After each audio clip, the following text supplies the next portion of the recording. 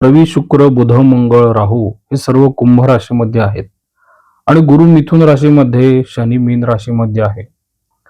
तर वृषभ राशीच्या व्यक्तींनो थोडं लक्षात घ्या की पुढचा काळ जो आहे तो असा तुम्हाला एका जागी शांत बसू देण्यासारखा वाटत नाही. कारण की एकीकडे कुंभ राशीत 5 ग्रह एकत्र येतील आणि दुसरीकडे गुरु मिथुन राशीत, शनी मीन राशीतून तुमच्या आयुष्याची दिशा बदलण्याचं काम करत असेल.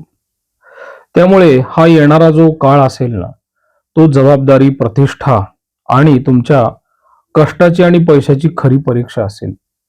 आधी थोडी ग्रहांची मांडणी समजून घ्या.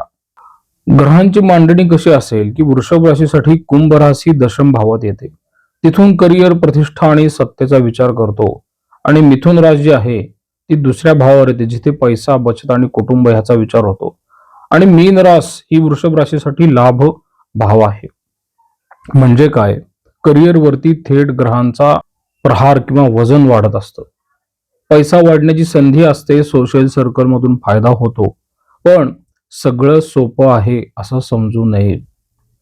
करिअर आणि प्रतिष्ठेवरती मुख्य एक रणांगण चालू होतं. ते कसं? कुंभ राशीत रवी म्हणजे एक ऑथॉरिटीची पोझिशन, अधिकारी पोझिशन असते ते. शुक्र म्हणजे एक कम्फर्ट देतो तुम्हाला. बुध काय करतो? तिथंच तुम्हाला प्लॅनिंग आणि कम्युनिकेशन देतो. आणि मंगळ काय करतो? थोडस एक दबाव आणि एक स्पर्धात्मक राजकारण तयार करतो.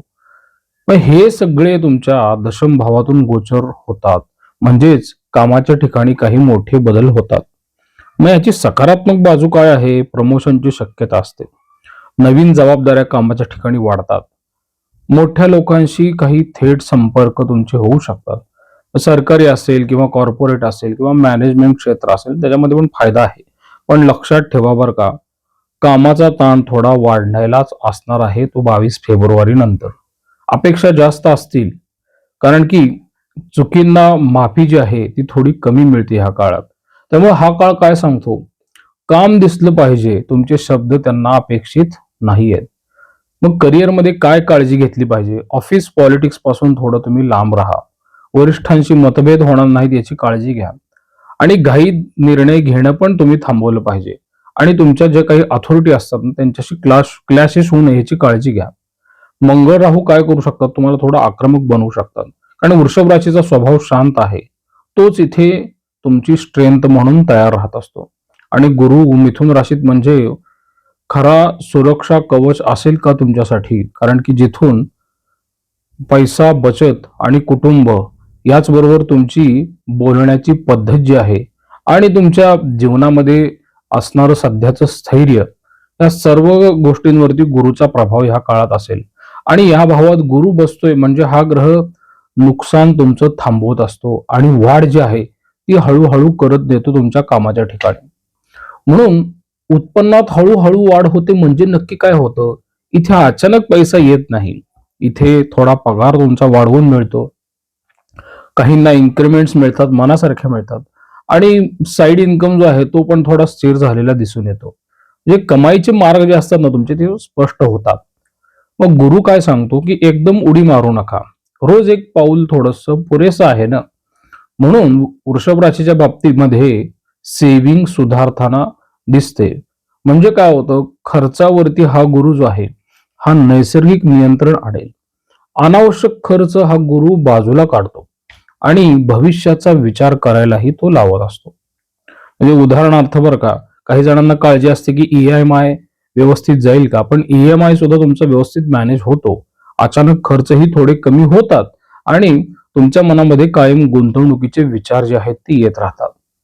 त्यामुळे हा गुरु धनभावातून जाणारा फालतू खर्च रोखणारा ग्रह आहे. आणि कुटुंबाकडून पाठिंबा कसा मिळेल बरं? कारण वृषभ राशीसाठी कुटुंब हे महत्वाचं नसतं.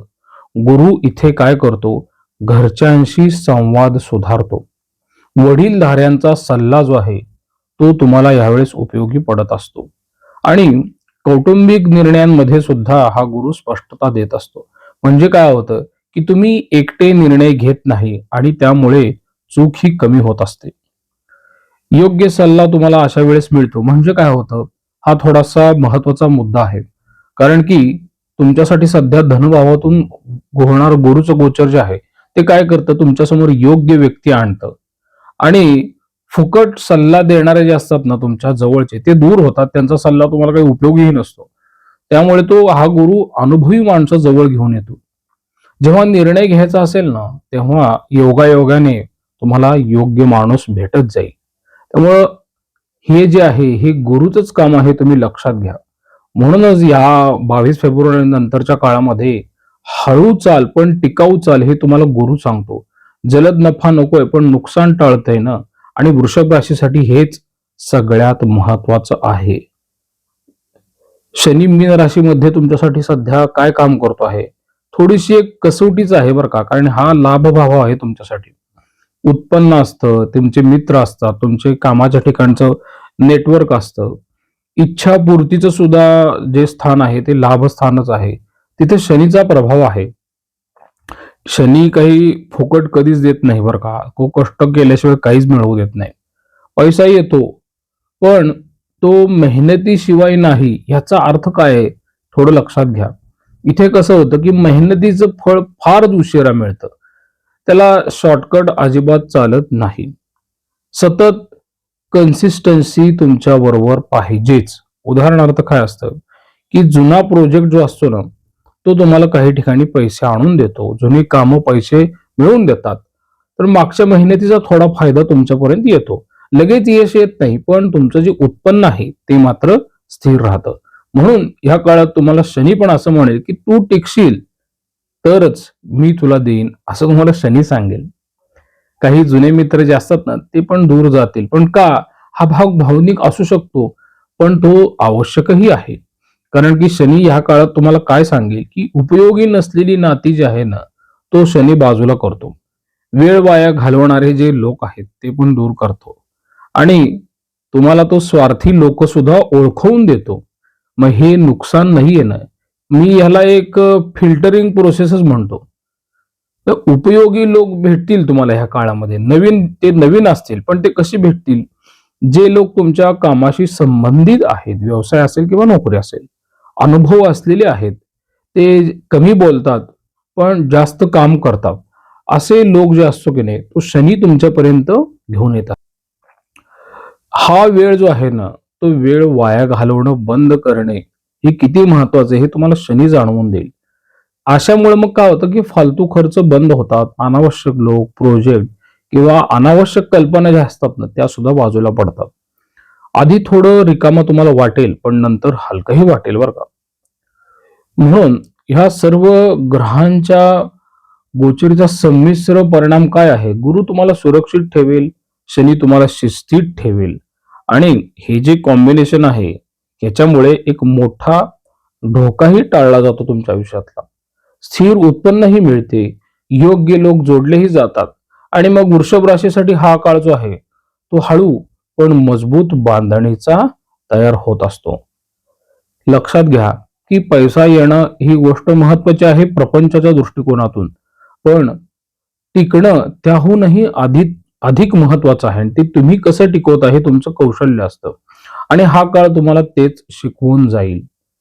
नातेसंबंध आणि सोशल सर्कलचा जर विचार केला ना, तर कामामुळे नात्यांना वेळ कमी मिळतो. अपेक्षा आणि वास्तव यात थोडं अंतर असतं बरं का. उपयोगी लोक जे आहेत ना, ते थोडे जवळ येतील. फक्त गोड बोलणारे जे असतात ना, गोड बोलून आश्वासन देणारे, ते दूर होत असतात.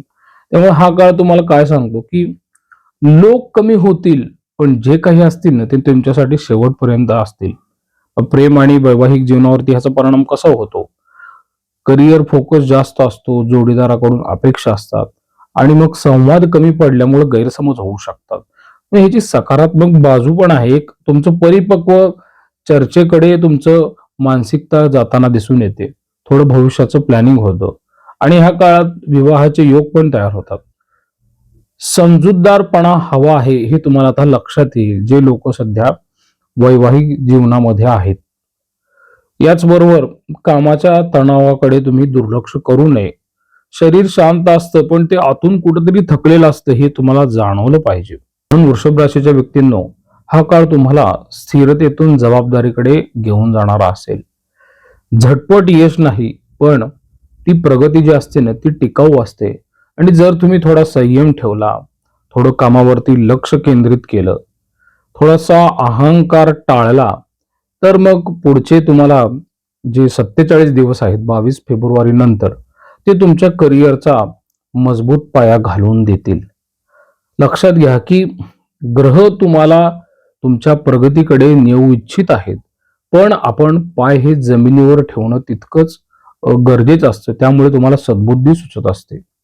सद्बुद्धी ही सध्या वृषभ राशीसाठी फार महत्वाची गोष्ट असेल, कारण की दशम स्थानातून बुध ग्रहाचं गोचर जे आहे ते राहू बरोबर असतं आणि त्यामुळे तुम्ही जास्तीत जास्त बुध ग्रहाची उपासना करत राहा. बुध ग्रहाची उपासना कशी असते त्याच्यामध्ये तुम्ही जास्तीत जास्त गणपतीची उपासना करा. गणपती स्तोत्र आहे, गणपती अथर्वशीर्ष आहे. या व्यतिरिक्त तुम्ही ज्या विद्यार्थी असतात ज्यांना शिक्षणामध्ये काही अडचणी असतात ना, त्यांना थोडं शालेय साहित्य तुम्ही देत जावा. त्यातूनही बुधग्रह जो आहे तो बलवान राहत असतो. ज्ञानदान करणं तुम्हाला जमलं तर तेही तुम्ही करत राहा. आणि बुधग्रह बलवान ठेवण्याची एक सोपी पद्धत म्हणजे काय, जेवढं गरजेचं आहे तेवढंच तुम्ही चर्चेला घ्या किंवा बोला. ज्या गोष्टींनी बोलून फारसा उपयोग होत नाही आणि वायफळ बडबड होते ना, तिथं तुम्ही बोलणं टाळा, जेणेकरून तुमचा बुधग्रह जो आहे ना तो बलवान राहील. प्रसाद कुलकर्णी, पंढरपूर. श्रीराम.